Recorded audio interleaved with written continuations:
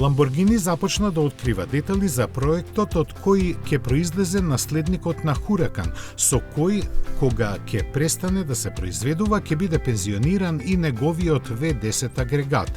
Замената, како велат, ќе биде потполно нова машина базирана на мотор од болидот создаден за трките на издржливоста од Le Mans серијата. Тој во новиот модел ќе има 4 литри работна зафатнина, од кои со помош на 2 турбокомпресора и 3 електромотори ќе испорачува 800 конски сили и ќе се врти до 10.000 пати во минута.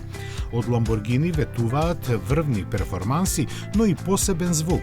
Според инженерите, клучен елемент во развојниот процес на новиот автомобил е да му се обезбеди единствен карактер кој на возачот ќе му пружи незаборавно задоволство. Новиот модел на Lamborghini треба да го очекуваме овој август.